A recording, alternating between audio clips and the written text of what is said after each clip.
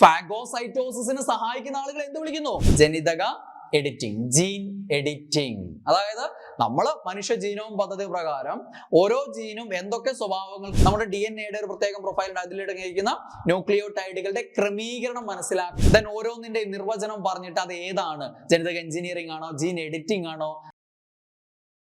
Hi friends, എന്തൊക്കെയാണ് വിശേഷം? അപ്പൊ നന്നായിട്ട് പഠിക്കുകയായിരിക്കും അല്ലെ? ഇനി LGS വരാൻ പോകുന്ന LGS, LDC അല്ലെ, മറ്റ് ഡിഗ്രി ലെവൽ പരീക്ഷകൾ, ഇതിനൊക്കെ വേണ്ടിയിട്ടുള്ള നല്ല കൊടുമ്പിരി കൊണ്ട പഠനത്തിലായിരിക്കും നിങ്ങൾ. അപ്പൊ ഇന്ന് നമ്മൾ 10ാം ക്ലാസ് ബയോളജി പാഠപുസ്തകത്തിലുള്ള ഏറ്റവും ഇമ്പോർട്ടന്റ് ആയിട്ടുള്ള കുറച്ച് പ്രധാനപ്പെട്ട സംഗതികളിലൂടെയാണ് കടന്നു പോകുന്നത്. കുറച്ച് ബോക്സുകളൊക്കെ ആയിട്ട് കൊടുത്തിരിക്കുന്ന സ്ഥിരം ചോദ്യങ്ങൾ വന്നുകൊണ്ടിരിക്കുന്ന കുറച്ച് ഏരിയകളിലൂടെ നമുക്ക് കടന്നു പോവാം. അപ്പം തുടക്കത്തില് 10ാം ക്ലാസ്സിൽ 5ാമത്തെ ചാപ്റ്ററിലുള്ള ഒരു ടേബിൾ ആണ്. നിങ്ങൾക്കറിയാം, ശ്വേതരക്താണുക്കൾ അഥവാ വെളുത്ത രക്താണുക്കൾ 5 തരമാണ് അല്ലെ? ഏതൊക്കെയാണ്? 5 തരം. 1 neutrophil, 2 basophil, 3 eosinophil, 4 monocyte, 5 lymphocyte. ഇതിൽ ആദ്യ 3 എണ്ണം, ഈ 3 എണ്ണം ഗ്രാനുലോസൈറ്റുകൾ എന്നറിയപ്പെടും. ഗ്രാനുൾസ് ഉണ്ട്, പ്രസന്റ് ആണ്. ഓക്കെ, അതുകൊണ്ട് ഗ്രാനുലോസൈറ്റുകൾ എന്നറിയപ്പെടും. ഗ്രാനുലോസൈറ്റ്സുകൾ എന്നറിയപ്പെടുന്നത് ആദ്യ 3 എണ്ണം ഏതൊക്കെയാ? Neutrophil, eosinophil, basophil. Neutrophil, eosinophil, basophil. Neutrophil, eosinophil, basophil എന്നിവ ഗ്രാനുലോസൈറ്റുകൾ എന്നറിയപ്പെടും. ഗ്രാനുലോസൈറ്റ്സ്. ഓക്കെ, ദെൻ ഗ്രാനുൾസ് ഇല്ലാത്തവയെ അഗ്രാനുലോസൈറ്റ്സ് എന്ന് പറയും. എന്താണ്? അഗ്രാനുലോസൈറ്റ്സ്. ഓക്കെ, മറ്റത് ഗ്രാനുലോസൈറ്റ്സ്, ഇത് അഗ്രാനുലോസൈറ്റ്സ്. അപ്പം ഇത് രണ്ടും ആരൊക്കെ? മോണോസൈറ്റും ലിംഫോസൈറ്റും എന്താണ്? അഗ്രാനുലോസൈറ്റ്സിന് ഉദാഹരണമാണ്. ഇങ്ങനെ ഗ്രാനുലോസൈറ്റ്സ് 3 എണ്ണവും അഗ്രാനുലോസൈറ്റ്സ് 2 എണ്ണവും അടക്കം മൊത്തത്തിൽ ശ്വേതരക്താണുക്കൾ അഥവാ വെളുത്ത രക്താണുക്കൾ അഥവാ ല്യൂക്കോസൈറ്റ്സ് എത്ര എണ്ണമാണ്? 5 തരമാണ്. എത്രയാണ്?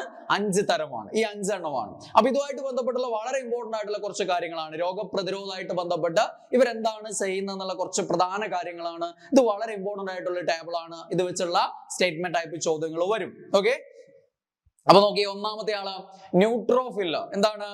ബാക്ടീരിയകളെ വിഴുങ്ങി നശിപ്പിക്കുന്നത്. ഇതൊക്കെ തന്നെ ഈ പോയിന്റുകൾ തന്നെ വെച്ചിട്ടാണ് സ്റ്റേറ്റ്മെന്റ് ടൈപ്പ് ചോദ്യങ്ങൾ പലതവണ വന്നിട്ടുള്ളത്. ഓക്കെ, ബാക്ടീരിയകളെ വിഴുങ്ങി നശിപ്പിക്കുന്നതിൽ ആര് സഹായിക്കുന്നുണ്ട്? ന്യൂട്രോഫിൽ. അതായത് ഈ ന്യൂട്രോഫിലും ഈ മോണോസൈറ്റും പ്രധാനമായിട്ടും എന്തിനു സഹായിക്കുന്നു? ഫാഗോസൈറ്റോസിസിന് സഹായിക്കുന്നു. ഫാഗോസൈറ്റോസിസ് എന്ന് പറഞ്ഞാൽ രോഗാണുക്കളെ വിഴുങ്ങി നശിപ്പിക്കുന്ന പ്രക്രിയയാണ്. അത്തരം സെല്ലുകളെ നമ്മൾ ഫാഗോസൈറ്റുകൾ എന്ന് വിളിക്കും. ഫാഗോസൈറ്റോസിസിന് സഹായിക്കുന്ന ആളുകൾ എന്ത് വിളിക്കുന്നു? ഫാഗോസൈറ്റുകൾ എന്ന് പറയുന്നു. ഫാഗോ എന്ന് കേൾക്കുമ്പോൾ തന്നെ വിഴുങ്ങലുമായിട്ട് ബന്ധപ്പെടുത്താൻ പറ്റണം. ഡിസ്ഫാഗിയ എന്ന് പറഞ്ഞാൽ വിഴുങ്ങാനുള്ള, ഭക്ഷണം കഴിക്കാനുള്ള ബുദ്ധിമുട്ടാണ് എന്താ? ഡിസ്ഫാഗിയ. അപ്പൊ ഫാഗോ കേൾക്കുമ്പോ വിഴുങ്ങൽ. സൈറ്റോസിസ്. ഓക്കെ, അപ്പൊ ഫാഗോസൈറ്റോസിസ് എന്ന് പറഞ്ഞാൽ എന്താണ്? രോഗാണുക്കളെ അല്ലെങ്കിൽ അന്യവസ്തുക്കളെ, മൈക്രോ ഓർഗാനിസംസിനെ വിഴുങ്ങി നശിപ്പിക്കുന്ന പ്രക്രിയയാണ് രോഗപ്രതിരോധ പ്രവർത്തനങ്ങളിൽ ഒന്നാണ്. അതിൽ പ്രധാനമായിട്ടും പങ്കെടുക്കുന്നത് ഒന്ന് ന്യൂട്രോഫിലാണ്, മറ്റൊന്ന് ആരാണ്? മോണോസൈറ്റുകളാണ്. ഫാഗോസൈറ്റുകൾ എന്നറിയപ്പെടുന്നത് പ്രധാനമായിട്ടും ന്യൂട്രോഫിലും അതേപോലെ ആരുമാണ്? മോണോസൈറ്റുമാണെന്ന് ഓർമ്മിച്ചു വെക്കുക. ഓക്കെ, അപ്പോൾ ബാക്ടീരിയകളെ വിഴുങ്ങി നശിപ്പിക്കാൻ ആര് സഹായിക്കുന്നു? ന്യൂട്രോഫിലുകൾ സഹായിക്കുന്നു. അതല്ല എങ്കിൽ മറ്റൊരു കാര്യം എന്താണ്? ബാക്ടീരിയകളെ നശിപ്പിക്കുന്ന രാസവസ്തുക്കൾ നിർമ്മിക്കുന്നു. ബാക്ടീരിയകളെ വിഴുങ്ങി നശിപ്പിക്കാൻ സഹായിക്കുന്നു, അതേപോലെ തന്നെ ബാക്ടീരിയകളെ നശിപ്പിക്കാൻ സഹായിക്കുന്ന രാസവസ്തുക്കൾ നിർമ്മിക്കപ്പെടുന്നു. ഓക്കെ, ഇതിനൊക്കെ ആര് സഹായിക്കുന്നു? ന്യൂട്രോഫിൽ സഹായിക്കുന്നു. ദെൻ രണ്ടാമത്തെ ആളാരാണ്? ബാസോഫിൽ. എന്താണ്? ബാസോഫിൽ. ബാസോഫിൽ എന്ത് ചെയ്യുന്നു? മറ്റു ശ്വേതരക്താണുക്കളെ ഉത്തേജിപ്പിക്കുന്നതാ. മറ്റു ശ്വേതരക്താണുക്കൾ ഉണ്ടല്ലോ, ഈ മറ്റു ശ്വേതരക്താണുക്കളെ ഉത്തേജിപ്പിക്കാൻ ആര് സഹായിക്കുന്നുണ്ട്? ബാസോഫിൽ സഹായിക്കുന്നു. രോഗപ്രതിരോധ പ്രവർത്തനത്തില് ഒരു പ്രധാന പങ്കായിട്ട് എന്ത് ചെയ്യുന്നു ഇദ്ദേഹം? ആര്? ബാസോഫിൽ എന്ത് ചെയ്യുന്നു? ശ്വേതരക്താണുക്കളെ, മറ്റു ശ്വേതരക്താണുക്കളെ ഉത്തേജിപ്പിക്കാൻ ആര് സഹായിക്കുന്നു? ബാസോഫിൽ സഹായിക്കുന്നു. രണ്ടാമത്തെ കാര്യം നോക്കിയേ, രക്തക്കൊഴലുകള് വികസിപ്പിക്കുന്നു അല്ലെ? നമ്മളെ ബ്ലഡ് ക്ലോട്ട്, അതായത് ഒരു മുറിവുണ്ടായാല് അവിടെ രക്തം കട്ട പിടിക്കണല്ലേ, ആ പ്രവർത്തനത്തിൽ ആർക്ക് പങ്കുണ്ട്? ബാസോഫിലിന് പങ്കുണ്ട്. ഓക്കെ, ആ സമയത്തൊക്കെ രക്തക്കൊഴലുകൾ വികസിപ്പിക്കുന്നത് ആരാണ്? ബാസോഫിൽ ആണ്. ഓക്കെ, മറ്റു ശ്വേതരക്താണുക്കളെ ഉത്തേജിപ്പിക്കുന്നു, അതേപോലെ തന്നെ രക്തക്കുഴലുകളെ വികസിപ്പിക്കാൻ ആര് സഹായിക്കുന്നു? ബാസോഫിൽ സഹായിക്കുന്നു. ദെൻ അടുത്തയാൾ നോക്കിയേ, ഈസ്നോഫിൽ. ഈസ്നോഫിലിയ എന്നൊക്കെ കേട്ടില്ലേ നിങ്ങള്? അലർജി സംബന്ധമായിട്ടുള്ള ഈസ്നോഫിലിയ. ഓക്കെ, അന്യവസ്തുക്കളെ നശിപ്പിക്കുന്ന രാസവസ്തുക്കൾ ഉണ്ടാക്കുന്നു. നമ്മുടെ ശരീരത്തിലേക്ക് എത്തുന്ന അന്യവസ്തുക്കളെ നശിപ്പിക്കുന്ന രാസവസ്തുക്കൾ ആര് ഉൽപ്പാദിപ്പിക്കുന്നു? ഈസ്നോഫിൽ ഉണ്ടാക്കുന്നു. ഓക്കെ, അപ്പൊ അത്തരം ഒരു പ്രധാന ധർമ്മം ആര് നിർവഹിക്കുന്നു? ഈസ്നോഫിൽ നിർവഹിക്കുന്നു. ദെൻ വീങ്ങൽ പ്രതികരണം, ഇൻഫ്ലമേറ്ററി റെസ്പോൺസ് അഥവാ വീങ്ങൽ പ്രതികരണത്തിൽ ഏറ്റവും പ്രധാന പങ്ക് വഹിക്കുന്ന ആരാന്ന് ചോദിച്ചാൽ ആരാണ്? ഈസ്നോഫിൽ ആണ്. വീങ്ങൽ പ്രതികരണത്തിന് ആവശ്യമായിട്ടുള്ള, ഇൻഫ്ലമേറ്ററി റെസ്പോൺസിന് ആവശ്യമായിട്ടുള്ള രാസവസ്തുക്കളെ ഉൽപ്പാദിപ്പിക്കുന്നതും ആരാണ്? ഈസ്നോഫിൽ ആണ്. അപ്പൊ ആ രണ്ട് പോയിന്റുകൾ പ്രധാനമായിട്ട് അങ്ങനെ തന്നെ ഓർമ്മിക്കുക. അന്യവസ്തുക്കളെ നശിപ്പിക്കുന്ന രാസവസ്തുക്കളെ ഉൽപ്പാദിപ്പിക്കുന്നു. സംഭവം ഇത് തന്നെയാണ്. വീങ്ങൽ പ്രതികരണത്തിന് ആവശ്യമായിട്ടുള്ള, ഇൻഫ്ലമേറ്ററി റെസ്പോൺസിന് ആവശ്യമായിട്ടുള്ള രാസവസ്തുക്കളെ ഉൽപ്പാദിപ്പിക്കുന്നു. അല്ലെങ്കിൽ വീങ്ങൽ പ്രതികരണത്തിൽ പ്രധാന പങ്ക് വഹിക്കുന്ന ശ്വേതരക്താണുവാണ് ആര്? ഈസ്നോഫിൽ. Okay, yes. അപ്പൊ അത് ഓർമ്മിക്കുക. 3 എണ്ണം. ഗ്രാനുലോസൈറ്റ്സ് 3 എണ്ണം. ദെൻ അഗ്രാനുലോസൈറ്റ്സ് 2 ആളുകൾ. ഗ്രാന്യൂൾസ് ഇല്ലാത്തത്. ഓക്കെ, മോണോസൈറ്റും ലിംഫോസൈറ്റും. അതിൽ മോണോസൈറ്റ് നമ്മൾ ഓൾറെഡി പറഞ്ഞു, ഫാഗോസൈറ്റോസിസിന് സഹായിക്കുന്നു, രോഗാണുക്കളെ വിഴുങ്ങി നശിപ്പിക്കുന്ന പ്രക്രിയയ്ക്ക് സഹായിക്കുന്നു. അപ്പൊ രോഗാണുക്കളെ വിഴുങ്ങി നശിപ്പിക്കുന്നു. അതിൽ ബാക്ടീരിയകളെ പ്രത്യേകം വിഴുങ്ങി നശിപ്പിക്കുന്നത് ന്യൂട്രോഫിൽ. മറ്റു രോഗാണുക്കളെ വിഴുങ്ങി നശിപ്പിക്കാൻ, ബാക്ടീരിയ അടക്കമുള്ള രോഗാണുക്കളെ വിഴുങ്ങി നശിപ്പിക്കാൻ ആര് സഹായിക്കുന്നുണ്ട്? മോണോസൈറ്റ് സഹായിക്കുന്നുണ്ട്. ഓക്കെ, അപ്പൊ ഫാഗോസൈറ്റോസിസിന് സഹായിക്കുന്നു. ക്ലിയർ അല്ലേ? ദെൻ അടുത്തയാൾ ആരാ? ലിംഫോസൈറ്റ്. ആരാണ്? ലിംഫോസൈറ്റ്. നമ്മൾ പ്രത്യേക പ്രതിരോധ സംവിധാനം എന്താന്നൊക്കെ നമ്മൾ വിശദമായിട്ട് ആ ഒരു ചാപ്റ്റർ പഠിച്ച സമയത്ത് പഠിച്ചിട്ടുണ്ട് അല്ലെ? ആ പ്രത്യേക പ്രതിരോധ സംവിധാനത്തിന്റെ പ്രധാന പ്രവർത്തകനാണ് ആര്? ലിംഫോസൈറ്റ് എന്ന് പറയുന്നത്. രോഗാണുക്കളെ പ്രത്യേകം തിരിച്ചറിഞ്ഞ് നശിപ്പിക്കുന്നു. പൊതുവായ പ്രതിരോധവും പ്രത്യേക പ്രതിരോധവും ഉണ്ട്. ഓരോ രോഗാണുക്കളെയും, ആന്റിജൻസിനെ, നമ്മുടെ ശരീരത്തിലേക്ക് എത്തുന്ന അന്യവസ്തുക്കളെ അതിനെ പ്രത്യേകം തിരിച്ചറിഞ്ഞ് അതിനെ നശിപ്പിക്കാൻ വേണ്ടി സഹായിക്കുന്ന ആളാണ് ആര്? ലിംഫോസൈറ്റുകൾ. അതിനാവശ്യമായിട്ടുള്ള ആന്റിബോഡികൾ ഉൽപ്പാദിപ്പിക്കുന്ന ആളാണ് ആര്? ലിംഫോസൈറ്റുകൾ. അപ്പൊ പ്രത്യേക പ്രതിരോധ സംവിധാനത്തിന്റെ പ്രധാന ആള് അല്ലെങ്കിൽ പ്രധാന ശ്വേതരക്താണ് ഏതെന്ന് ചോദിച്ചു കഴിഞ്ഞാൽ ഏതാണ്? ലിംഫോസൈറ്റ് ആണെന്ന് ഓർമ്മിക്കുക. അപ്പൊ ഈ ബോക്സ് വളരെ ഇമ്പോർട്ടന്റ് ആണ്. ഈ ഒരു ചാപ്റ്ററിൽ നിന്ന് സ്ഥിരം ചോദ്യങ്ങൾ കടന്നു വരുന്നതാണ്. ദെൻ വിവിധ തരം രക്തഗ്രൂപ്പുകൾ. നമുക്കറിയാം രക്തഗ്രൂപ്പുകളെ, ഓരോ ഗ്രൂപ്പുകളായിട്ട് രക്തഗ്രൂപ്പുകളെ വർഗീകരിച്ചത് ആര് അല്ലെങ്കിൽ വേർതിരിച്ചത് ആരെന്ന് ചോദിച്ചാൽ നമ്മൾ പറയും കാൾ ലാൻസ്റ്റൈനർ ആണ്. ആരാണ്? കാൾ ലാൻസ്റ്റൈനർ ആണ് രക്തഗ്രൂപ്പുകളുടെ പിതാവ് എന്നറിയപ്പെടുന്നത്. അല്ലെങ്കിൽ രക്തഗ്രൂപ്പുകളെ വർഗീകരിച്ചത് ആരെന്ന് ചോദിച്ചു കഴിഞ്ഞാൽ ആരാണ്? കാൾ ലാൻസ്റ്റൈനർ ആണ്. ഓക്കെ, ഈ കാൾ ലാൻസ്റ്റൈനർ എന്ന് പറയുമ്പോൾ അവിടെ നിങ്ങളോട് ചോദിക്കുന്ന വേറൊരു ചോദ്യമുണ്ട്. RH ഘടകം, RH ഫാക്ടർ കണ്ടെത്തിയത് ആര്? ഉത്തരം ഉണ്ടാവുക കാൾ ലാൻസ്റ്റൈനർ ആണ്. ഓക്കെ, അപ്പൊ നോക്കിയേ നിങ്ങൾ, രക്തഗ്രൂപ്പുകളെ വേർതിരിക്കുന്നത് അതിലടങ്ങിയിരിക്കുന്ന ആന്റിജനുകളുടെ അടിസ്ഥാനത്തിലാണ്. ആന്റിജൻ എ ആണ് അടങ്ങിയതെങ്കിൽ എ ഗ്രൂപ്പ്, ആന്റിജൻ ബി ആണെങ്കിൽ ബി ഗ്രൂപ്പ്, ആന്റിജൻ എയും ബിയും ഉണ്ടെങ്കിൽ എ ബി ഗ്രൂപ്പ്. എയും ബിയും ഉണ്ടല്ലോ, അപ്പൊ എ ബി ഗ്രൂപ്പ്. എയും ബിയും ഒന്നും ഇല്ലാന്ന് വിചാരിക്കും, ആന്റിജനുകൾ ഇല്ല, ഒരു ആന്റിജനും ഇല്ല, അപ്പൊ ഒ ഗ്രൂപ്പ്. 0 പോലെ ഓർമ്മിച്ചാൽ മതി, ഒന്നും ഇല്ലാത്തത് ഒ. ഓക്കെ, അപ്പൊ ആന്റിജനുകളെ നമ്മൾ ക്യാപിറ്റൽ ലെറ്റർ എ ഉപയോഗിച്ചാണ്, ക്യാപിറ്റൽ ലെറ്റർ ഉപയോഗിച്ചാണ് എഴുതുക. Capital letter A B. Okay, അപ്പം എ ഉള്ളത് എ, ബി ഉള്ളത് ബി, എയും ബിയും ഉള്ളത് എ ബി, രണ്ടും ഇല്ലാത്തത് ഒ. ക്ലിയർ അല്ലേ? ആന്റിജനുകളുടെ അടിസ്ഥാനത്തിലാണ് രക്തഗ്രൂപ്പുകളെ വർഗീകരിക്കുന്നത്. നേരെ തിരിച്ചാണ് ആന്റിബോഡിയുടെ കാര്യം ഓർമ്മിക്കുക. അത് ആന്റിബോഡികൾ നമ്മൾ സ്മോൾ ലെറ്റർ ഉപയോഗിച്ചിട്ടാണ് സൂചിപ്പിക്കുക. ഓക്കെ, അപ്പൊ അങ്ങനെ സൂചിപ്പിക്കുമ്പോൾ ഇവിടെ നിങ്ങൾ പഠിച്ചില്ലേ ആന്റിജൻ എ ഉള്ളതാണ് എ ഗ്രൂപ്പ് എന്ന് പഠിച്ചില്ലേ? അവിടെ ഉണ്ടാവുന്ന ആന്റിബോഡി ഏതായിരിക്കും? ബി ആയിരിക്കും. നേരെ തിരിച്ചു. ഓക്കെ, ആന്റിബോഡി ബി ആയിരിക്കും. അപ്പൊ ബി ഗ്രൂപ്പിലോ? ബി ഗ്രൂപ്പിൽ ആന്റിജൻ ബി ആണ്, ആന്റിബോഡി ഏതായിരിക്കും? എ ആയിരിക്കും. ദെൻ എ ബി ഗ്രൂപ്പിലാണെങ്കിൽ ആന്റിജൻ എയും ഉണ്ട് ബിയും ഉണ്ട്, പക്ഷെ ആന്റിബോഡി എയും ഇല്ല ബിയും ഇല്ല. ഇതെല്ലാം വിപരീതമായിട്ട് ഓർമ്മിച്ചാൽ മതി. ദെൻ ഒ ഗ്രൂപ്പിലാണെങ്കിൽ ആന്റിജൻ എയും ഇല്ല ബിയും ഇല്ല, അല്ലെ? ആന്റിജനുകൾ ഇല്ല. അപ്പൊ അവിടെ എന്തുണ്ട്? 2 ആന്റിബോഡി ഉണ്ട്, എയും ഉണ്ട് ബിയും ഉണ്ട്. ഇത് വെച്ചിട്ട് പല രീതിയിൽ ചോദ്യങ്ങൾ ചോദിക്കാറുണ്ട്. എല്ലാ ആന്റിജനും അടങ്ങിയ രക്തഗ്രൂപ്പ് ഏത്? ആന്റിജൻ എയും ബി ആണ് ഉദ്ദേശിക്കുന്നത്, വേറെ ഒന്നുകൂടി ഉണ്ട്, അത് ആ രീതിയിൽ പറയുമ്പോൾ നിങ്ങൾക്ക് മനസ്സിലായിക്കോളും. അപ്പം പൊതുവെ എയും ബിയും ഉദ്ദേശിച്ചാണ് ചോദ്യം വരുന്നത്. അപ്പം ആന്റിജൻ എയും ബിയും അടങ്ങിയ അല്ലെങ്കിൽ എല്ലാ ആന്റിജനും അടങ്ങിയ രക്തഗ്രൂപ്പ് ഏതാണ്? എ ബി ആണ്. എല്ലാ ആന്റിജൻ എന്ന് പറയുമ്പോൾ RH ഘടകം കൂടെ വരും, അതോടെ വരുമ്പോൾ എ ബി പോസിറ്റീവ് ആണ് വരേണ്ടത്. ഓക്കെ, അപ്പൊ ഇവിടെ എ ബി എന്നുള്ള രീതി കൊടുക്കും ഗ്രൂപ്പ്. ദെൻ അതേപോലെ തന്നെ നേരെ തിരിച്ചു ചോദിക്കും, എല്ലാ ആന്റിബോഡിയും അടങ്ങിയ രക്തഗ്രൂപ്പ് ഏതാണ്? O ആണ്. ദെൻ ഒരു ആന്റിജനും അടങ്ങിയിട്ടില്ലാത്ത രക്തഗ്രൂപ്പ് O ഗ്രൂപ്പ്. ദെൻ ഒരു ആന്റിബോഡിയും അടങ്ങിയിട്ടില്ലാത്ത രക്തഗ്രൂപ്പ് AB. അപ്പൊ ഇതൊക്കെ ഇങ്ങനെ മാറി മാറി ചോദിക്കാറുണ്ട്. വളരെ ഇമ്പോർട്ടന്റ് ആയിട്ടുള്ള ഒരു ബോക്സ് ആണ്. അപ്പൊ അതുമായിട്ട് ബന്ധപ്പെട്ട് ഈ ഒരു ബോക്സ് കൂടെ ഒന്ന് അറിഞ്ഞിരിക്കുക. ഞാൻ പറഞ്ഞ കാര്യമാണ് AB. ഈ ആന്റിജനുകളുടെ സാന്നിധ്യത്തിന്റെ അടിസ്ഥാനത്തിലാണ് നമ്മൾ രക്തഗ്രൂപ്പുകളെ വർഗീകരിക്കുന്നത്. ഈ ആന്റിജനുകൾ എവിടെയാണ് കാണപ്പെടുന്നത്? ഈ ഒരു പോയിന്റ് ഓർമ്മിച്ച് വെച്ചേ, അരുണ രക്താണുവിന്റെ ഉപരിതലത്തിലാണ്. ഓക്കെ, അരുണ രക്താണു അഥവാ ചുവന്ന രക്താണുവിന്റെ ഉപരിതലത്തിൽ കാണപ്പെടുന്നു. ചുവന്ന രക്താണുവിന്റെ ഉപരിതലത്തിൽ കാണപ്പെടുന്ന ആന്റിജനുകളുടെ AB എന്നീ ആന്റിജനുകളുടെ അടിസ്ഥാനത്തിലാണ് രക്തഗ്രൂപ്പുകളെ വർഗീകരിക്കുന്നത്. ഓക്കെ, ദെൻ ഏത് ആന്റിജൻ ആണോ ഒരാളുടെ രക്തത്തിലുള്ളത് ആ ആന്റിജന്റെ പേരാണ് രക്തഗ്രൂപ്പിന് നൽകുക. ഓൾറെഡി നമ്മൾ പറഞ്ഞു കഴിഞ്ഞല്ലോ. ദെൻ പ്ലാസ്മയിൽ കാണപ്പെടുന്ന ആന്റിബോഡികൾ, അടുത്തൊരു പോയിന്റ് ആണ് അത്. ഈ ബോക്സ് വെച്ചിട്ട് സ്റ്റേറ്റ്മെന്റ് ടൈപ്പ് ചോദ്യം വരുമ്പോൾ ഇതൊക്കെ ഓരോ പോയിന്റുകളാണ്. പ്ലാസ്മയിൽ കാണപ്പെടുന്ന ചില ആന്റിബോഡികൾക്ക് രക്തനിവേശനത്തിൽ പ്രത്യേക പ്രാധാന്യമുണ്ട്. രക്തനിവേശനം എന്ന് പറഞ്ഞാൽ ബ്ലഡ് ഡൊണേഷൻ ആണ്, അല്ലെ? രക്തം മാറ്റി വെക്കുക, അതാണ് എന്ത്? രക്തദാനം എന്നൊക്കെ പറയുന്നില്ലേ? പ്ലാസ്മയിൽ കാണപ്പെടുന്ന ആന്റിബോഡികൾ എവിടെ കാണപ്പെടുന്നു? പ്ലാസ്മയിൽ കാണപ്പെടുന്ന ആന്റിബോഡികൾ. Okay, yes. Then A group രക്തത്തിൽ നമ്മൾ പറഞ്ഞ കാര്യമാണ്, എ ഗ്രൂപ്പ് രക്തത്തിൽ ആന്റിബോഡി ബിയും ബി ഗ്രൂപ്പ് രക്തത്തിൽ ആന്റിബോഡി എയും ആണ് ഉള്ളത്, നമ്മൾ പറഞ്ഞു. ഓക്കെ, A,B ആന്റിജനുകളെ കൂടാതെ ഇതാണ് അടുത്ത പോയിന്റ്. അരുണ രക്താണുവിന്റെ കോശസ്തരത്തിൽ ആന്റിജൻ D ഉണ്ടാകാം. അതൊന്ന് ഓർത്ത് വെക്കുക. എവിടെ? അരുണ രക്താണുവിന്റെ കോശസ്തരത്തില് ആന്റിജൻ D ഉണ്ടാകാം. ആന്റിജൻ D ആണ് നമ്മൾ എന്ത് വിളിക്കുന്നത്? RH ഘടകം എന്ന് പറയുന്നത്.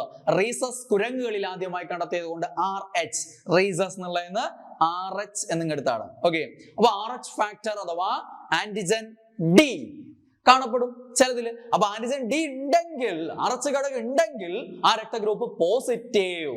RH ഘടകം ഇല്ല എങ്കിൽ ആ രക്തഗ്രൂപ്പ് നെഗറ്റീവ്. ഓക്കെ അല്ലേ? യെസ്. അപ്പൊ അതിനനുസരിച്ചാണ് നമ്മൾ പോസിറ്റീവും നെഗറ്റീവും പറയാം. ഓക്കെ, RH ഘടകം അടങ്ങിയിട്ടുള്ള ആന്റിജൻ D എന്നറിയപ്പെടുന്ന RH ഘടകം അടങ്ങിയിട്ടുള്ള രക്തഗ്രൂപ്പ് പോസിറ്റീവും അടങ്ങിയിട്ടില്ലാത്തത് നെഗറ്റീവും. അപ്പൊ AB പോസിറ്റീവ് എന്ന് പറഞ്ഞ അർത്ഥം എന്തായിരിക്കും? AB എന്ന് പറയുമ്പോൾ ആന്റിജൻ A ഉണ്ട്, ആന്റിജൻ B ഉണ്ട്. പോസിറ്റീവ് എന്ന് പറയുമ്പോൾ അവിടെ RH ഫാക്ടർ അഥവാ ആന്റിജൻ D ഉണ്ട്. അപ്പൊ എല്ലാ ആന്റിജനും അടങ്ങിയ രക്തഗ്രൂപ്പാണ് AB പോസിറ്റീവ്. AB നെഗറ്റീവ് എന്ന് പറഞ്ഞ അർത്ഥം എന്താ? A ഉണ്ട്, B ഉണ്ട്, ആന്റിജൻ A ഉണ്ട്, ആന്റിജൻ B ഉണ്ട്, പക്ഷെ എന്തില്ല? RH ഫാക്ടർ അഥവാ ആന്റിജൻ D അടങ്ങിയിട്ടില്ല. ക്ലിയർ അല്ലേ? യെസ്. അപ്പൊ ആ രീതിയിൽ ആ കാര്യങ്ങളൊന്ന് ഓർമ്മിച്ചു വെക്കുക. ഓക്കെ, പിന്നെ ഇവിടെ എന്താണ് ഞാൻ ഈ പറഞ്ഞ, അതായത് നമ്മൾ രക്തദാനം നടത്തുമ്പോൾ, രക്തനിവേശനം നടത്തുന്ന സമയത്ത് ദാതാവിന്റെ രക്തത്തിലെ ആന്റിജനുകളും അതേപോലെ തന്നെ സ്വീകർത്താവിന്റെ ആന്റിബോഡിയും തമ്മിൽ യോജിക്കുന്ന കാര്യങ്ങളൊക്കെ നോക്കിയിട്ടാണ് രക്തദാനം നടത്തുക. ദാതാവിന്റെ ആന്റിജനും സ്വീകർത്താവിന്റെ ആന്റിബോഡിയും പ്രത്യേകം നോക്കിയിട്ടാണ് എന്ത് നടത്തുക? രക്തദാനം നടത്തുക. ഇല്ലെങ്കിൽ എന്ത് സംഭവിക്കും? അഗ്ലൂട്ടിനേഷൻ നടക്കും. രക്തം കട്ട പിടിച്ചു പോകും. അഗ്ലൂട്ടിനേഷൻ നടക്കും. ഓക്കെ, അഗ്ലൂട്ടിനേഷൻ എന്നാണ് ആ പ്രോസസ്സിന് പറയുക. അതാണ് ഈ സംഭവം ഇവിടെ പറയുന്നത്. ഒരാളുടെ രക്തത്തിൽ സ്വാഭാവികമായി കാണപ്പെടാത്ത ആന്റിജനുകൾ എത്തിയാൽ അത് പ്രതിരോധ പ്രവർത്തനത്തെ ഉത്തേജിപ്പിക്കും. അങ്ങനെ എന്ത് ചെയ്യും? അനുയോജ്യമല്ലാത്ത രക്തം സ്വീകരിക്കുമ്പോൾ ദാതാവിന്റെ രക്തത്തിലെ ആന്റിജനും സ്വീകർത്താവിന്റെ രക്തത്തിലെ ആന്റിബോഡിയും തമ്മിൽ പ്രതിപ്രവർത്തിച്ച് രക്തക്കട്ട രൂപം കൊള്ളും. ഈ പ്രോസസ്സിനെയാണ് നമ്മൾ എന്ത് വിളിക്കുക? അഗ്ലൂട്ടിനേഷൻ. എന്താണ്?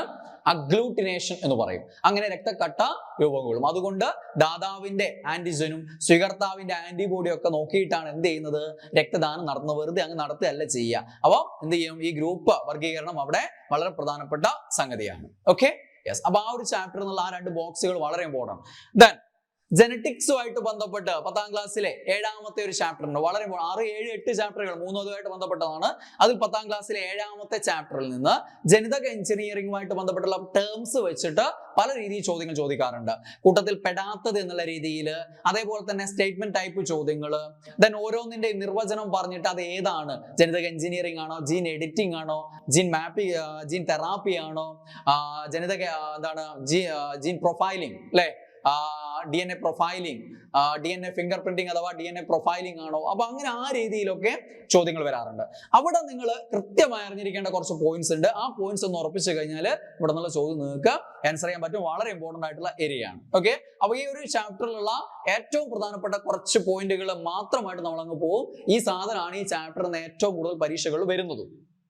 ഓക്കെ, അപ്പൊ നമുക്കറിയാം ജൈവ സാങ്കേതിക വിദ്യ അഥവാ ബയോടെക്നോളജി എന്ന് കേൾക്കുമ്പോൾ തന്നെ നമുക്കറിയാം ബയോടെക്നോളജി അല്ലെ, ബയോ ജീവി, ജീവ ശാസ്ത്രം, ബയോളജി അറിയാലോ, ബയോ ടെക്നോളജി അപ്പൊ അത് ഉപയോഗിച്ചാൽ എന്തോ ടെക്നോളജി ആയിരിക്കും. അപ്പൊ അതിൽ തന്നെ മനസ്സിലാവും അല്ലെ, സൂക്ഷ്മജീവികളെയും ജൈവ പ്രക്രിയകളെയും മനുഷ്യന്റെ വിവിധ ആവശ്യങ്ങൾക്കായിട്ട് നമ്മൾ ഉപയോഗിക്കുന്നതിനെയാണ് നമ്മൾ എന്ത് പറയുക, ജൈവ സാങ്കേതിക വിദ്യ അഥവാ ബയോടെക്നോളജി എന്ന് പറയുക. ഓക്കെ, ബയോടെക്നോളജി അതായത് സൂക്ഷ്മജീവികള്, മറ്റ് ജൈവ പ്രക്രിയകള്, ആ ജൈവ പ്രക്രിയകളൊക്കെ നമ്മൾ മനുഷ്യന്റെ ആവശ്യങ്ങൾക്കായിട്ട് അല്ലെ പല രീതിയിൽ നമ്മൾ ഉപയോഗിക്കുക. അതിനെയാണ് നമ്മൾ എന്ത് പറയുക, യെസ്, ബയോടെക്നോളജി എന്ന് പറയുക. ആ ബയോടെക്നോളജിയുടെ ഏറ്റവും മോഡേൺ ഫോം ആണ് എന്ത്, ജനിതക എഞ്ചിനീയറിംഗ് എന്ന് പറയുന്നത്. ജൈവ സാങ്കേതിക വിദ്യയുടെ അഥവാ ബയോടെക്നോളജിയുടെ ഏറ്റവും ഒരു മോഡേൺ ഫോം ആണെന്ത്, ജനിതക എഞ്ചിനീയറിംഗ് എന്ന് പറയുന്നത്. ഇന്ന് നിങ്ങൾക്കറിയാം ജനിതക എഞ്ചിനീയറിംഗിന്റെ സാധ്യതകൾ എന്ന് പറയുന്നത് ഞെട്ടൽ ഉളവാക്കുന്ന തരത്തിലുള്ള സാധ്യതകളാണ് എന്തിനുള്ളത്, ജനിതക എഞ്ചിനീയറിംഗിനുള്ളത് അല്ലെ. പല സവിശേഷ ഗുണങ്ങളുള്ള ഒരാളെ അല്ലെ നമുക്ക് ജീൻ എഡിറ്റിംഗിലൂടെ നമുക്ക് ഇന്ന് എന്ത് ചെയ്യാൻ പറ്റും, സൃഷ്ടിച്ചെടുക്കാൻ പറ്റും. പലവിധ രോഗങ്ങൾക്കെതിരെ പ്രതിരോധ ശേഷി നേടുന്ന രീതിയിൽ ജീനുകളിൽ മാറ്റങ്ങളൊക്കെ വരുത്തിയിട്ട് അങ്ങനെയുള്ള ആളുകളെ, അതായത് നമ്മുടെ ജീനോം അല്ലെ, നമ്മുടെ DNA എന്താണെന്നുള്ളത്, ഓരോ ജീനുകളും എന്തിനൊക്കെയാണ് സഹായകരമാകുന്നുള്ള കാര്യങ്ങളൊക്കെ തീരുമാനിക്കപ്പെട്ട് കഴിഞ്ഞു. അതാണ് ഹ്യൂമൻ ജീനോം പദ്ധതിയിലൂടെ നമ്മൾ ലക്ഷ്യം വെച്ചത്.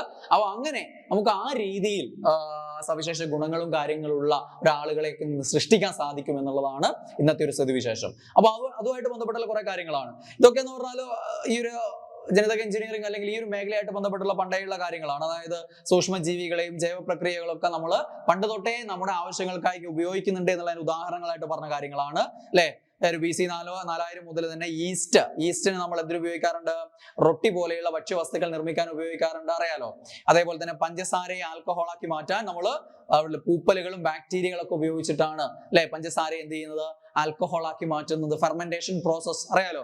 അപ്പൊ അവിടങ്ങളിലൊക്കെ ഈ സാങ്കേതിക വിദ്യ തന്നെയാണ്. അപ്പൊ അതിന്റെ അങ്ങേ അറ്റത്തേക്ക് എത്തിയിരിക്കുകയാണ് നമ്മൾ ഇന്ന് എന്ന് പറയുന്നത്. അപ്പൊ ആ ബയോടെക്നോളജിയുടെ ആധുനിക രൂപമാണ് എന്ത്, ജനിതക എഞ്ചിനീയറിംഗ് അഥവാ ജനറ്റിക് എഞ്ചിനീയറിംഗ് എന്ന് പറയുന്നത്. ഓക്കെ, അതിനൊരു നിർവചനം കൊടുത്തിട്ടുണ്ട്. ഈ നിർവചനങ്ങൾ അതേപോലെ രീതിയിൽ തന്നെ പഠിച്ചു വെക്കുക. കാരണം ഇതേപോലെ സമാനമായിട്ടുള്ള കാര്യങ്ങളാണ് അങ്ങോട്ട് വരുന്നത്. അപ്പൊ ഇതില് ഓരോന്നും എന്ത് ചെയ്യും, മാറി മാറി ചോദിക്കും, തമ്മിൽ മാറിപ്പോകുന്ന രീതിയിലുള്ള ഓപ്ഷനുകളാണ് ഉണ്ടാവുക. ജനിതക എഞ്ചിനീയറിംഗ് അല്ലെ, അതേപോലെ തന്നെ എന്താണ് DNA പ്രൊഫൈലിംഗ്, അല്ലെങ്കിൽ DNA finger printing, gene editing, gene mapping, gene therapy, ഇങ്ങനെയുള്ള വാക്കുകളാണ് ഉണ്ടാവുക. അപ്പൊ ഇത് ഓരോന്നും എന്താണെന്നുള്ളത് കൃത്യമായിട്ട് മനസ്സിലാക്കുക എന്നുള്ളതാണ് നമ്മൾ ഉദ്ദേശിക്കുന്നത്. ഓക്കെ, അപ്പൊ എന്താണ്, ജീവികളുടെ ജനിതക ഘടനയിൽ നമുക്ക് ആവശ്യമായ രീതിയിൽ, നമ്മുടെ ആഗ്രഹിക്കുന്ന രീതിയിൽ മാറ്റം വരുത്തിയിട്ട് ജീവികളുടെ സ്വഭാവത്തെ നിയന്ത്രിക്കുന്ന സാങ്കേതിക വിദ്യയാണെന്ത്, ജനിതക എഞ്ചിനീയറിംഗ്. അതായത് ഉണ്ടാകാൻ പോകുന്ന ഒരു ജീവിയുടെ സ്വഭാവം എങ്ങനെ ആയിരിക്കണം എന്ന് പോലും നമുക്കിന്ന് നിശ്ചയിക്കാൻ സാധിക്കുന്ന രീതിയിലേക്ക് ജനിതക എഞ്ചിനീയറിംഗ് വളർന്നു കഴിഞ്ഞിട്ടുണ്ട് എന്നുള്ളതാണ് വസ്തുത. ഓക്കെ, അപ്പം ജീവികളുടെ ജനിതക ഘടനയിൽ അഭിലഷണീയമായ രീതിയിൽ നമ്മൾ ആഗ്രഹിക്കുന്ന രീതിയിൽ മാറ്റങ്ങൾ വരുത്തിയിട്ട് എന്ത് ചെയ്യാം, നമുക്ക് ജീവികളുടെ സ്വഭാവത്തെ എങ്ങനെയാണെന്ന് തിട്ടപ്പെടുത്തുന്ന രീതിയിലേക്ക് ഒരു സാങ്കേതിക വിദ്യയാണ് എന്ത്, ജനിതക എഞ്ചിനീയറിംഗ് എന്ന് പറയുന്നത്. ഇത് എങ്ങനെയാണ് നമുക്ക് സാധ്യമാവുന്നത്, നമ്മുടെ DNAയിലുള്ള ജീനുകളെ മുറിച്ചു മാറ്റിയും പുതിയതായിട്ട് കൂട്ടിച്ചേർത്തും വിളക്കി ചേർത്തും ഒക്കെ നമുക്ക് എന്ത് ചെയ്യാൻ പറ്റും, DNA-യിൽ മാറ്റം വരുത്താൻ പറ്റും. അപ്പൊ ആ DNA-യിൽ അനുയോജ്യമായ ജീനുകളെ കൂട്ടിച്ചേർക്കുന്നത് വഴി ആവശ്യമില്ലാത്ത ജീനുകളെ മാറ്റുന്നത് വഴിയൊക്കെ നമുക്ക് എന്ത് ചെയ്യാൻ പറ്റും, സ്വഭാവം നിയന്ത്രിക്കാൻ പറ്റും.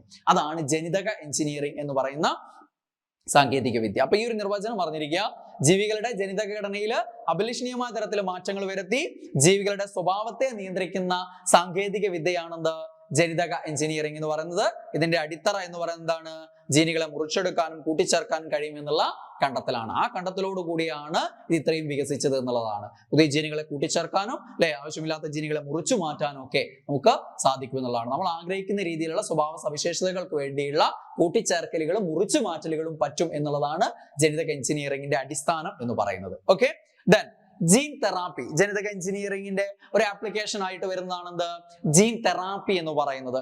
ജീൻ ചികിത്സ അഥവാ ജീൻ തെറാപ്പി എന്തായിരിക്കും, ഈ സംഭവം തന്നെ നമ്മൾ ജനിതക എഞ്ചിനീയറിംഗിലൂടെ അഭിലഷണീയമായ രീതിയിൽ DNA-യിൽ മാറ്റം വരുത്താം എന്ന് പറഞ്ഞില്ലേ, അത് ചികിത്സാ രംഗത്ത് ഉപയോഗിക്കുക. അതായത് എങ്ങനെയാണ്, രോഗത്തിന് കാരണമാകുന്ന ജീനുകൾ ഉണ്ടാവുമല്ലോ. അപ്പൊ അത്തരം ജനിതക രോഗങ്ങളുടെ കാര്യത്തില് അത്തരം ജീനുകളെ മാറ്റി പകരം പ്രവർത്തനക്ഷമമായിട്ടുള്ള ജീനുകൾ ഉൾപ്പെടുത്തുന്ന ചികിത്സാ രീതിയാണെന്ത്? ജീൻ തെറാപ്പി അഥവാ ജീൻ ചികിത്സ എന്ന് പറയുന്നത്. അപ്പൊ ഇത് ജനിതക രോഗങ്ങളുടെ നിയന്ത്രണത്തില് വലിയ മാറ്റങ്ങളാണ് കൊണ്ടുവരുന്നത് അല്ലെ. അതായത് ജനിതക രോഗങ്ങൾ എന്ന് പറയുന്നത് നിങ്ങൾക്കറിയാം ജീനുകൾ ഉണ്ടാകുന്ന കാര്യങ്ങൾ കൊണ്ട് ഉണ്ടാകുന്ന അസുഖങ്ങളാണ്. അപ്പൊ അത്തരം അസുഖങ്ങളിൽ അത്തരം ജീനുകളെ മാറ്റി പുതിയ ജീനുകളെ വെച്ചു കൊടുക്കുക, അതാണെന്ത്?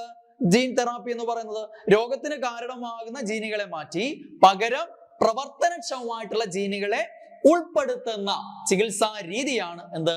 Gene therapy. അപ്പൊ വാക്ക് തന്നെ കിട്ടിയല്ലോ, ജീൻ ചികിത്സ, ജീൻ തെറാപ്പി അല്ലെ. ജനിതക രോഗം, ആ ജനിതക രോഗം വന്ന ഏത് ജീനാണോ അതിന് കാരണം ആ ജീനെ മാറ്റി അവിടെ പ്രവർത്തനക്ഷമമായിട്ടുള്ള ജീനെ ഉൾപ്പെടുത്തി കൊടുക്കുക, അതാണെന്ത്? Gene therapy. ക്ലിയർ അല്ലേ? ഓക്കെ. അടുത്തത് മനുഷ്യ ജീനോം പദ്ധതി, ഹ്യൂമൻ ജീനോം പ്രൊജക്ട്. നമ്മളുടെ DNA അതേപോലെ ഉണ്ടാക്കിയെടുക്കുക അല്ലെ. അതിലുള്ള ഓരോ ജീനിന്റെയും പങ്ക് എന്താണ്, അത് എന്തിനു സഹായിക്കും എന്നൊക്കെയുള്ള രീതിയിൽ കാര്യങ്ങൾ മനസ്സിലാക്കിയെടുക്കാനുള്ള പ്രൊജക്ട്, അതാണെന്ത്? ഹ്യൂമൻ ജീനോം പ്രൊജക്ട് എന്ന് പറയുന്നത്. ഓക്കെ. ഓരോ സവിശേഷതയ്ക്കും കാരണമായിട്ടുള്ള ജീനുകളും അവയുടെ സ്ഥാനവും കൃത്യമായി കണ്ടെത്താൻ പറ്റാത്തതായിരുന്നു പലവിധ ശാസ്ത്രം പണ്ട് നേരിട്ടിരുന്ന ഒരു വെല്ലുവിളി. പല രോഗങ്ങളെയും നിയന്ത്രണ വിധേയമാക്കാൻ നമുക്ക് സാധിക്കും എന്ന് ഇതിലൂടെ മനസ്സിലായി. അതായത് ഇങ്ങനെയുള്ള ഓരോ ജീനും എന്തിനു സഹായിക്കുന്നു എന്ന് മനസ്സിലാക്കി കഴിഞ്ഞാൽ നമുക്ക് പല ജനിതക രോഗങ്ങളെ നിയന്ത്രിക്കാൻ പറ്റും. അപ്പൊ അതിന്റെ അടിസ്ഥാനത്തിൽ നമ്മുടെ ജനറ്റിക് മെറ്റീരിയൽ, നമ്മുടെ DNA അതിൽ ഓരോ ജീനിന്റെയും പങ്ക് എന്താണ് എന്നുള്ള കണ്ടെത്തലിന് വേണ്ടി നടത്തിയ പ്രോജക്റ്റ് ആണെന്ത്? മനുഷ്യ ജീനോം പദ്ധതി. 90കളിൽ ആരംഭിച്ച പദ്ധതിയാണെന്ത്? മനുഷ്യ ജീനോം പദ്ധതി, ഹ്യൂമൻ ജീനോം പ്രൊജക്ട്. ഓക്കെ. ആ സംരംഭം 2003 വരെ നീണ്ടു നിന്നു. അങ്ങനെ മനുഷ്യന്റെ ജനിതക രഹസ്യങ്ങൾ കണ്ടെത്താൻ കഴിഞ്ഞു. അങ്ങനെ ഒരു പ്രത്യേക സ്വഭാവത്തിന്, വളരെ പ്രധാനപ്പെട്ട പോയിന്റ് ആണ് ഇത്. ഇതാണ് സാധനം. ഓക്കെ. ഇവിടെ പോയിന്റ്, ചോദ്യം ഇതാണ്: ഒരു പ്രത്യേക സ്വഭാവത്തിന് കാരണമായ ജീനിന്റെ സ്ഥാനം നമ്മുടെ DNAയിൽ എവിടെയാണെന്ന് കൃത്യമായി കണ്ടെത്തുന്ന സാങ്കേതിക വിദ്യയാണ് ജീൻ മാപ്പിംഗ്. അതും വാക്ക് തന്നെ കിട്ടും. ഇതൊക്കെ ഒന്ന് അറിഞ്ഞിരുന്ന, വായിച്ച് മനസ്സിലാക്കി കഴിഞ്ഞാൽ എളുപ്പമാണ്. ജീൻ മാപ്പിംഗ്, ആ ജീനെ മാപ്പ് ചെയ്യുക. അതായത് ഒരു പ്രത്യേക സ്വഭാവത്തിന് കാരണമായിട്ടുള്ള ഒരു ജീൻ, ആ ജീൻ എവിടെയാണ് നമ്മുടെ DNAയിൽ കിടക്കുന്നത് അതിനെ മാപ്പ് ചെയ്തെടുക്കുക, അതാണ് ജീൻ മാപ്പിംഗ്. ഓക്കെ. ആ ഒരു പ്രത്യേക സ്വഭാവത്തിന് കാരണമായ ജീനിന്റെ സ്ഥാനം നമ്മുടെ DNAയിൽ എവിടെയാണെന്ന് കൃത്യമായി കണ്ടെത്താൻ സഹായിക്കുന്ന സാങ്കേതിക വിദ്യയാണെന്ത്? Gene mapping. ആ ജീൻ മാപ്പിംഗ് ആണ് മനുഷ്യ ജീനോം പദ്ധതിയുടെ അടിസ്ഥാനം എന്ന് പറയുന്നത്. ഓരോ ജീനുകളും എന്തൊക്കെ സ്വഭാവത്തിന് കാരണമാകുന്നു, എന്തൊക്കെ പ്രത്യേകതകൾക്ക് കാരണമാകുന്നു എന്നുള്ള പഠനം, അതാണ് ഹ്യൂമൻ ജീനോം പ്രൊജക്ട് എന്ന് പറയുന്നത്. ഓക്കെ. ഈ ഒരു പോയിന്റ് നോക്കിയേ. അപ്പൊ ഒരു ജീവിയിൽ അടങ്ങിയിട്ടുള്ള മൊത്തം ജനിതക വസ്തുവിനെ ആ ജീവിയുടെ എന്ത് പറയും? ജീനോം എന്ന് പറയും. മനുഷ്യന്റെ കാര്യത്തിലാവും ഹ്യൂമൻ ജീനോം അല്ലെ, മനുഷ്യ ജീനോം. ഒരു ജീവിയിൽ അടങ്ങിയിട്ടുള്ള മൊത്തം ജനറ്റിക് മെറ്റീരിയലിനെല്ലാം കൂടെ പറയുന്ന പേരാണ് അതിന്റെ ജീനോം എന്നത്. എന്താണ്? ജീനോം. ഇതിങ്ങനെ തന്നെ ചോദിക്കട്ടെ, ഒരു ജീവിയിൽ അടങ്ങിയിട്ടുള്ള മൊത്തം ജനിതക വസ്തുവിനെ ഡാഷ് എന്ന് പറയുന്നു. DNA, ജീന്, ജീനോം എന്നൊക്കെ ഉണ്ട്. അപ്പൊ എന്താ ഉത്തരം? ജീനോം എന്ന് പറയും. ഓക്കെ. നമ്മുടെ ശരീരത്തിൽ DNA നോക്കുകയാണെങ്കിൽ, മനുഷ്യ DNAയിൽ തന്നെയാണെങ്കിൽ പ്രോട്ടീൻ നിർമ്മാണത്തിന് സഹായിക്കുന്ന ജീനുകൾ ഒഴിച്ച് ഭൂരിഭാഗം ജീനുകൾ എന്തല്ല? പ്രവർത്തനക്ഷമമല്ല. പ്രവർത്തനക്ഷമമല്ലാത്ത ജീനുകളെയാണ് ജങ്ക് ജീനുകൾ എന്ന് പറയാം. അതും പോയിന്റ് ആണ്. അപ്പൊ ഇവിടെ 3-4 പോയിന്റുകൾ ഉണ്ട്. ഇതൊക്കെ ചേർത്തുകൊണ്ട് സ്റ്റേറ്റ്മെന്റ് ടൈപ്പ് ചോദ്യം ചോദിക്കാം. അപ്പം പ്രവർത്തനക്ഷമമല്ലാത്ത ജീനുകളെയാണ് നമ്മൾ എന്ത് പറയാ? ജങ്ക് ജീനുകൾ. ജങ്ക് ഫുഡ് എന്ന് പറയില്ല നമ്മള്, അതേപോലെ തന്നെ ജങ്ക് ജീനുകൾ. എന്താണ്? ജങ്ക് ജീനുകൾ.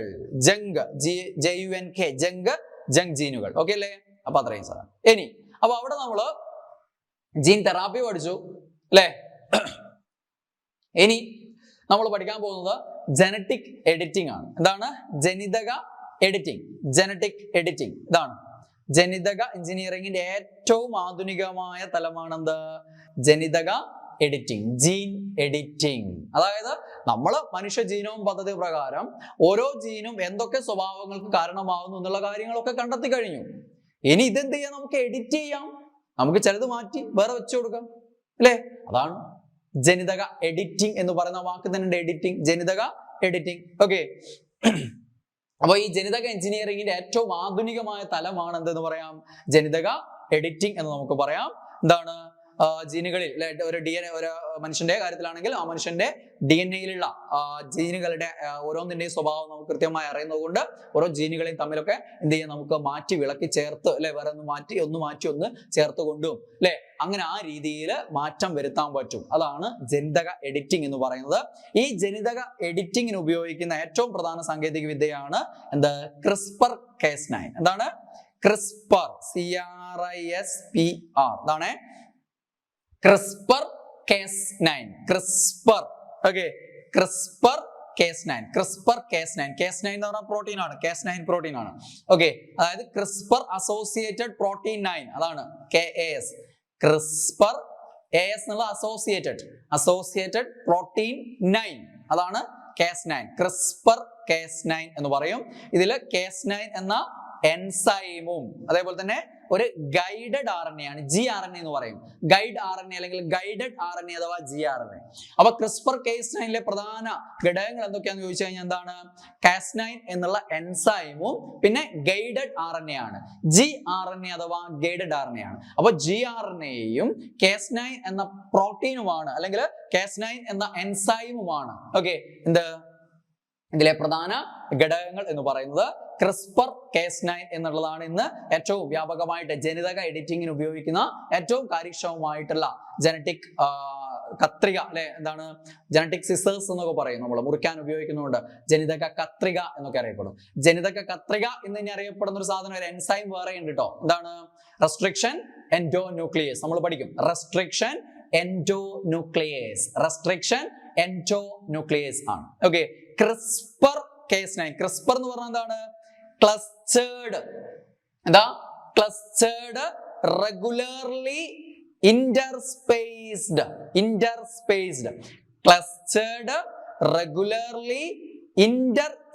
അതാണ് IS, ഇന്റർസ്പേസ്ഡ്. ഓക്കെ, അപ്പൊ CRISPR-Cas9, CRISPR എന്ന് പറഞ്ഞാൽ എന്താണ്, CRISPR CRISPR, ക്ലസ്റ്റേർഡ്, എന്താണ് clustered regularly interspaced. Full form CRT പറഞ്ഞിട്ടില്ല, ചിലപ്പോൾ ചോദിച്ചാൽ അറിഞ്ഞു വെക്കുക. Clustered regularly interspaced palindromic repeats. Clustered regularly interspaced interspaced palindromic repeats, അതാണ് CRISPR-Cas9. C എന്ന് പറഞ്ഞാൽ ഈ CRISPR ഒത്തത് പറയുന്നതാണ്. CRISPR എന്നുള്ളതിന്റെ C. CRISPR AS എന്ന് പറഞ്ഞാൽ അസോസിയേറ്റഡ് പ്രോട്ടീൻ 9, അതാണെന്ത് Cas9 എന്ന് പറയുന്ന എൻസൈമിന്റെ ഫുൾ ഫോം. ഓക്കെ, അപ്പൊ Cas9 എന്നുള്ള എൻസൈമുകൾ അടിസ്ഥാനപരമായി പ്രോട്ടീൻ. അപ്പൊ Cas9 എന്നുള്ള എൻസൈമും പിന്നെ ഒരു ഗൈഡഡ് RNAയുമാണ് ഈ CRISPR-Cas9ന്റെ പ്രധാന അടിസ്ഥാനം എന്ന് പറയുന്നത്. അത് ഓർത്തു വെക്കുക. ഓക്കെ, ഇതിന്റെ ഫുൾ ഫോം കൂടെ ഒന്ന് അറിഞ്ഞിരിക്കുക. എന്താണ്, clustered regularly interspaced palindromic repeats എന്നുള്ളതാണ് CRISPR എന്നുള്ളതിന്റെ ഫുൾ ഫോം. Cas9 എന്നുള്ളതിന്റെ ഫുൾ ഫോം എന്താണ്, Cas9 ഇതെന്താണ്, CRISPR എന്നുള്ളതിന്റെ C-യും CRISPR അസോസിയേറ്റഡ് പ്രോട്ടീൻ 9 എന്നുള്ളതാണ്. അപ്പൊ അത് രണ്ടിന്റെയും ഫുൾ ഫോം അറിഞ്ഞിരിക്കുക.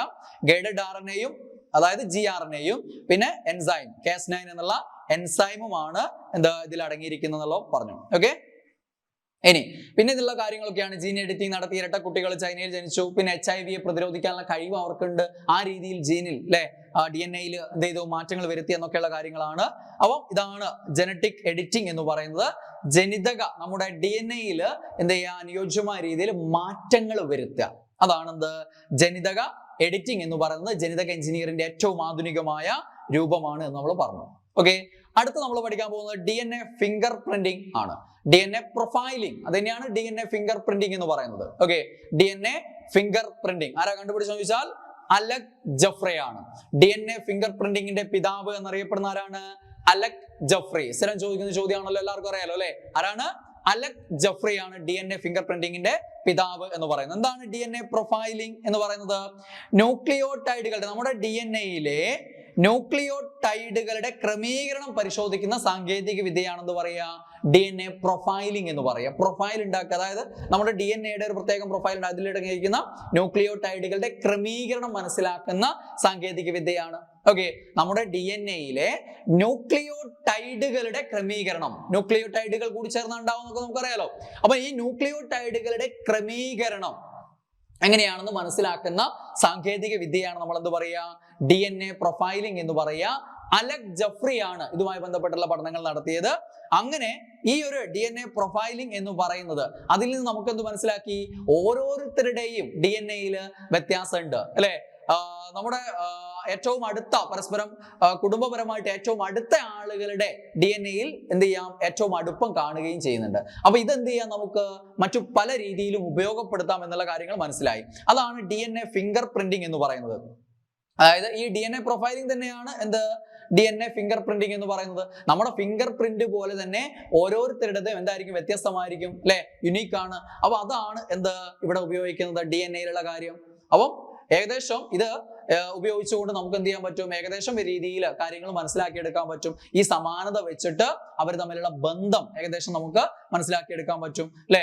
DNA പരിശോധന നടത്തുക കേട്ടില്ലേ നിങ്ങൾ, അച്ഛനാണോ അല്ലെ പിതൃത്വം പരിശോധിക്കാൻ വേണ്ടിയൊക്കെ DNA പരിശോധന നടത്തുന്നുണ്ട് എന്ന്. അപ്പം ഒരാളുടെ DNA, ഓരോരുത്തരുടെ DNA വ്യത്യസ്തമായിരിക്കും. ഇത് ഏറ്റവും സമാനമായിരിക്കുക അവരുടെ ഏറ്റവും അടുത്ത ആളുമായിട്ടാണ്. ആ ഒരു ഇതിന്റെ അടിസ്ഥാനത്തിലാണ് ഈ ഒരു സംവിധാനം എന്ത് ചെയ്യുന്നത്, നമ്മൾ ഉപയോഗിക്കുന്നത്.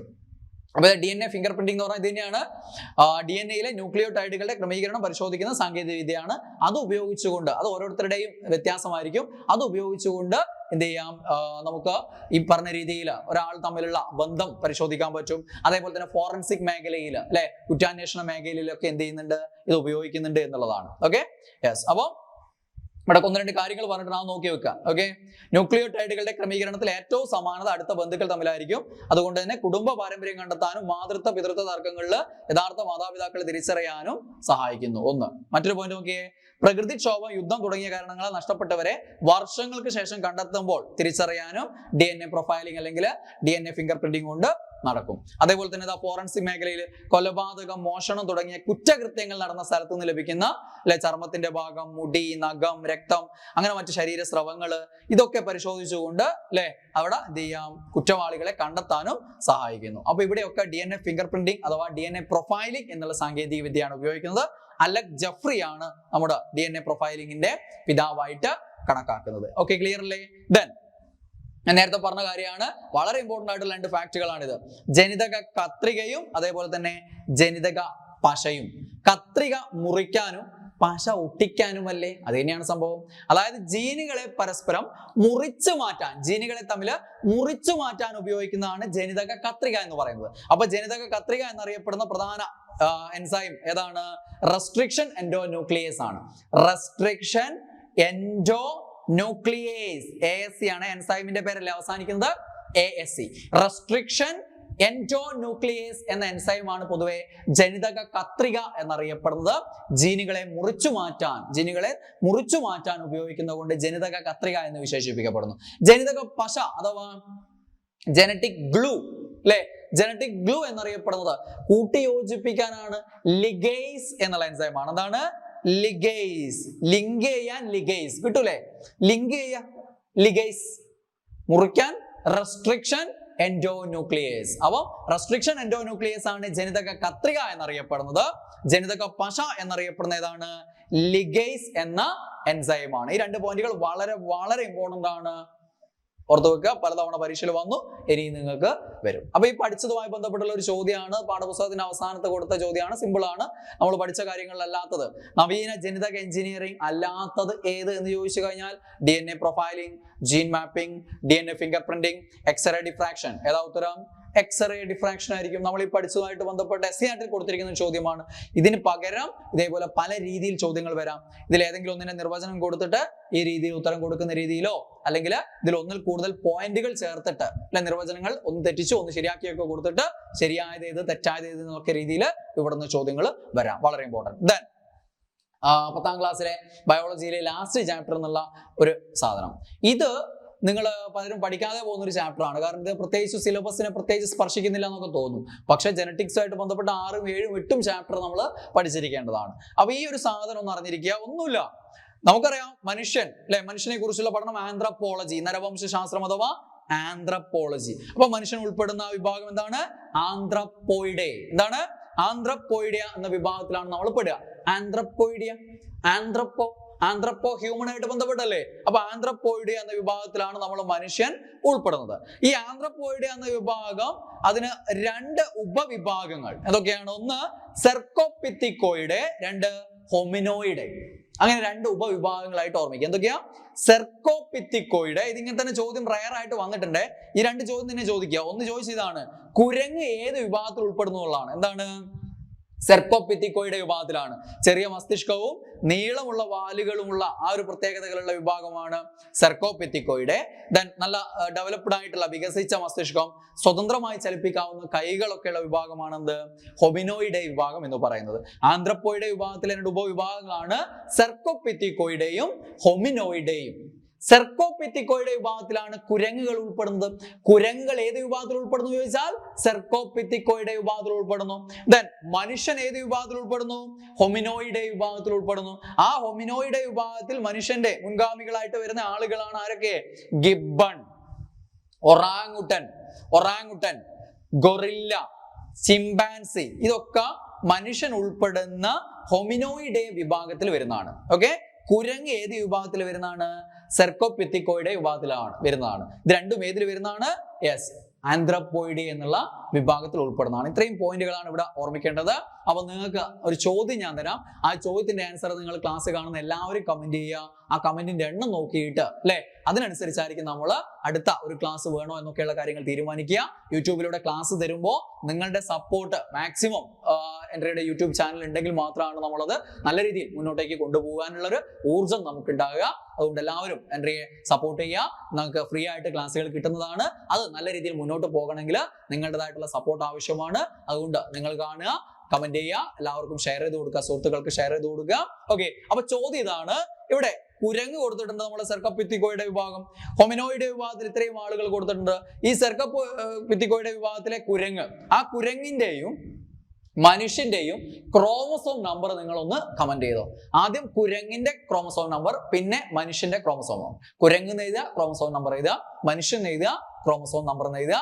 അവൻ വേഗം തന്നെ എല്ലാവരും കമന്റ് ചെയ്യുക. അപ്പം ക്ലാസ്സുകൾ കാണുന്ന എല്ലാവർക്കും ഓൾ ദ ബെസ്റ്റ്. ഇനി വരാൻ പോകുന്ന പരീക്ഷകൾക്ക് വേണ്ടി നല്ല രീതിയിൽ പഠിക്കുക. ഇത്തരം ക്ലാസ്സുകളുമായിട്ട് ഇനിയും നിങ്ങളുടെ മുന്നിൽ പ്രത്യക്ഷപ്പെടാമെന്ന് വിചാരിക്കുന്നു. Okay, all the best, by.